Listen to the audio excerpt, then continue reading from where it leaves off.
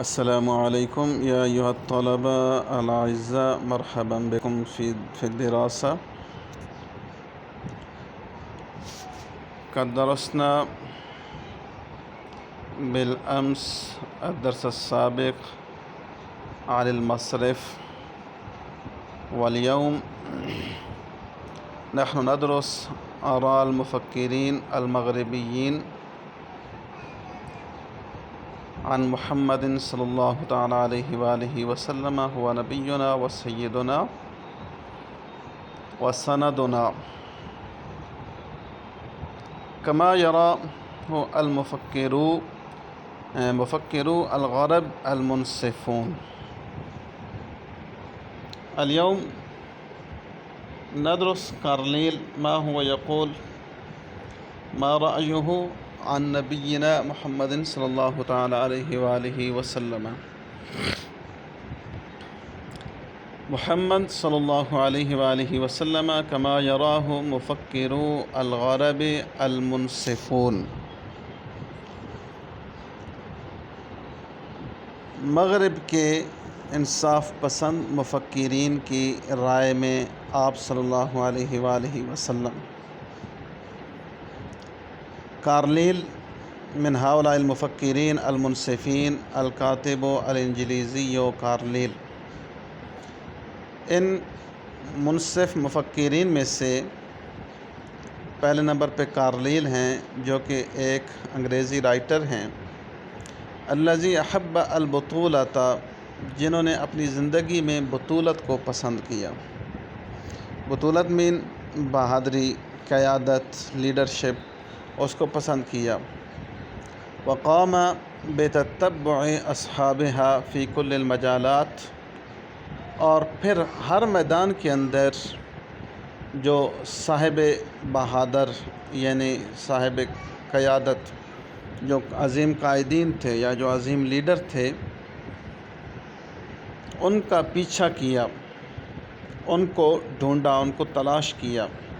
ثم الف کتابا بعنوان الابطال، اور پھر ایک کتاب تالیف کی جس کا عنوان رکھا ابطال، لیڈرز. افرد فیہ فصلا کاملا عن رسول الاسلام. افرد فیہ، اس میں ایک علیحدہ فصل ذکر کی، کاملا ایک مکمل، فصلا کاملا ایک مکمل فصل لکھی اس میں، عن رسول الاسلام، اسلام کے پیغمبر کے متعلق.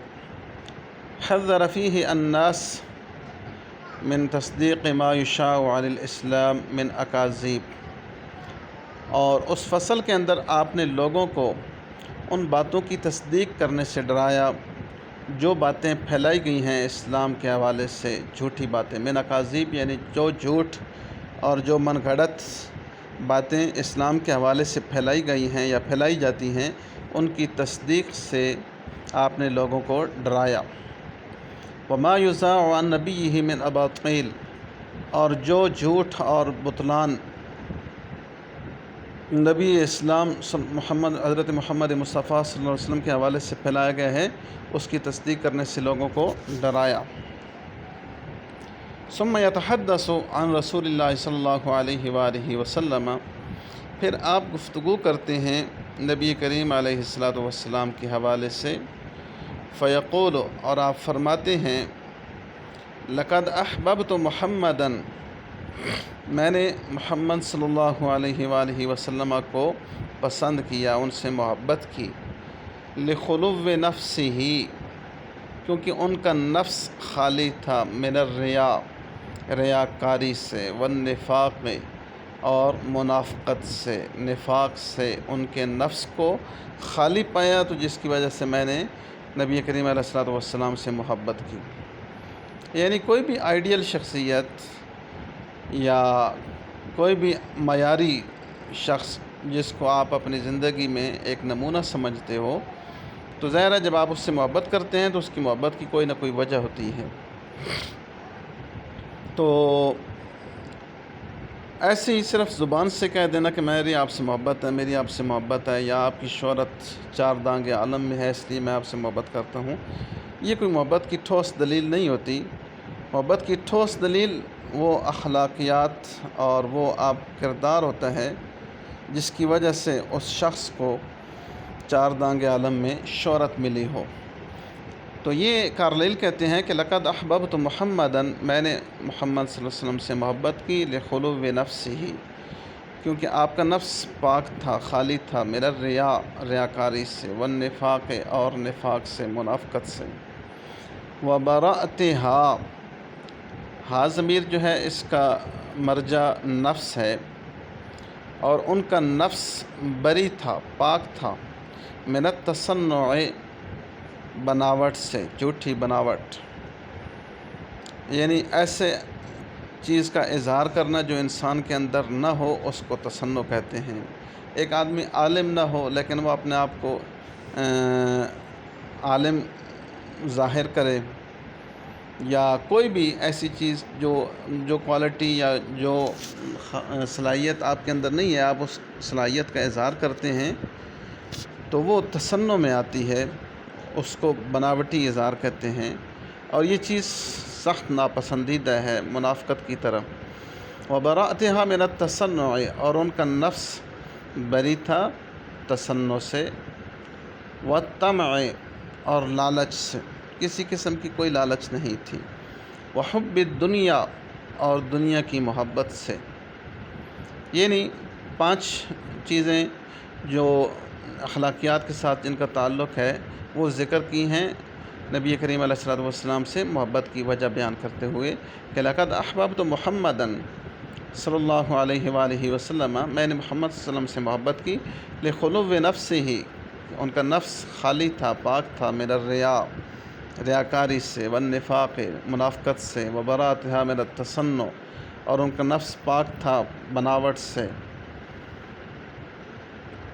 والطمع، اور لالچ سے، وحب الدنیا، اور دنیا کی محبت سے۔ لقد کان منفردا بنفسہ العظیمہ وخالق الکون والکائنات۔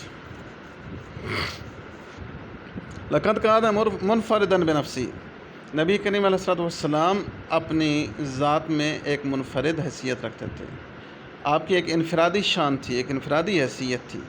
کس میں؟ بنفسہ العظیمہ، اپنے نفس کی عظمت میں، یعنی ان کا نفس بہت عظیم تھا، کیونکہ اس کے اندر ریاکاری، نفاق، تصنع، طمع، حب دنیا، ان چیزوں سے پاک ہونے کی وجہ سے ان کا نفس اتنا عظیم تھا کہ وہ اپنی ذاتی طور پر، یعنی آپ کے نفس کی جو ہے نا وہ ایک اس کی انفرادی حیثیت تھی۔ وخالق الکون والکائنات، خالق الکون، کون سے مراد کائنات ہی ہے، والکائنات دونوں لفظ موجود ہیں، کون اور کائنات، یعنی اس دنیا کی جو تخلیق کرنے والی ہستی ہے، اللہ کی ہستی، اللہ کی ذات، اس کے ساتھ جو آپ کا تعلق تھا اس میں بھی آپ کی ایک انفرادی حیثیت تھی۔ یعنی 2 حیثیتیں بتائیں، ایک ذاتی حیثیت، ایک خالق کائنات کے ساتھ تعلق کی حیثیت، دونوں حیثیتوں میں آپ کی ذات منفرد تھی۔ وقد رأى سر الوجود يسطع امام عینیہ باحوالہ ومحاسنہ۔ وقد رأى، آپ نے دیکھا، سر الوجود، وجود کے راز کو دیکھا، وجود کی حقیقت کو دیکھا۔ یہاں پہ وجود سے مراد، چونکہ وجود کے فلسفے کے اعتبار سے یا منطق اور فلسفوں سے اعتبار سے اگر دیکھا جائے تو کوئی بھی جو جسم ہے اس کی 3 صورتیں ہیں، یا وہ واجب الوجود ہے، یا وہ ممکن الوجود ہے، یا وہ محال الوجود ہے، یا ناممکن الوجود کہہ سکتے ہیں۔ تو واجب الوجود یہ اللہ کی ذات ہے کہ اس کا وجود واجب ہے ہر حال میں۔ ممکن الوجود، اللہ کی ذات کے علاوہ جتنی چیزیں موجود ہیں یہ سب ممکن الوجود ہیں، ان کا وجود امکانی ہے، ان کو اللہ کی ذات نے وجود بخشا ہے، اور یہ لمیٹڈ ٹائم کے لیے ہے، اس کے بعد یہ ختم ہو سکتا ہے، ختم ہو جائے گا، اور رب کی ذات جب اس کو چاہے ختم کر سکتی ہے، یہ حادث ہے۔ یعنی رب کی ذات ازلی ہے، واجب الوجود ہے، جبکہ باقی تمام اجسام وہ ممکن الوجود ہیں۔ اور ناممکن الوجود یعنی دو الہ کا موجود ہونا، دو رب ہونا، یہ ناممکن الوجود ہے، اللہ کی ذات صرف ایک ہی ہے۔ وقد رأى سر الوجود، تو یہاں پہ وجود کے راز کو دیکھا، یعنی رب کی حقیقت کو دیکھا۔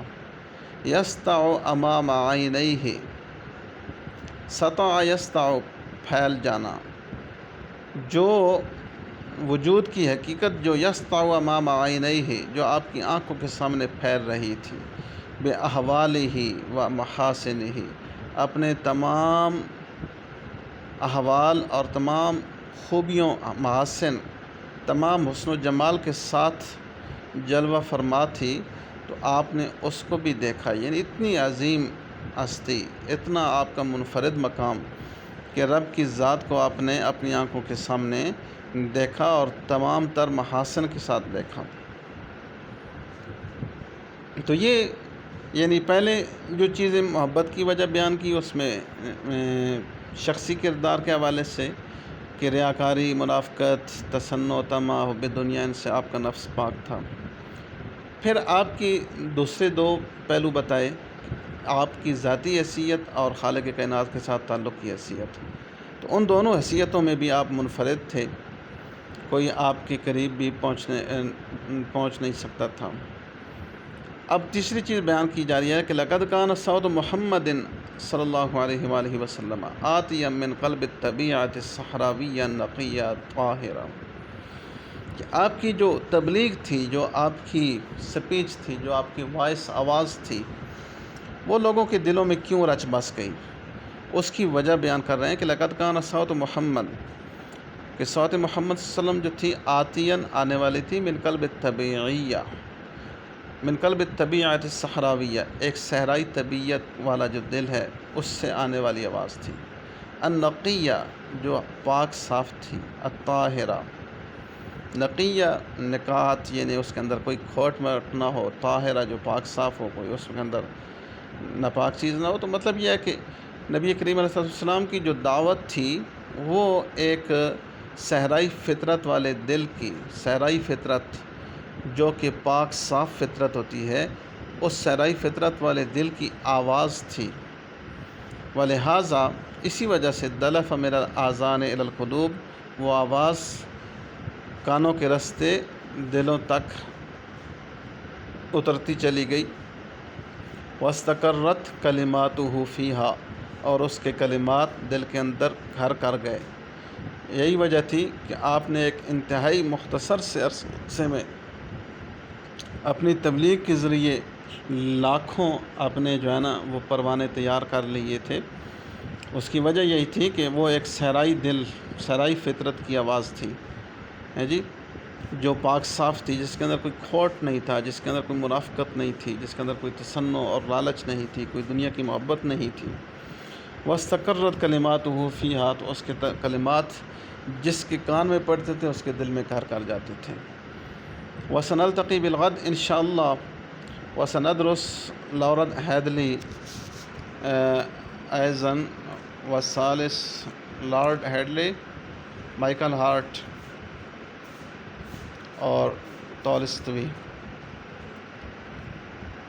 اليوم یکفی هذا الدرس، والسلام علیکم ورحمۃ اللہ وبرکاتہ، وسنلتقی بالغد انشاءاللہ فی هذه الدراسة۔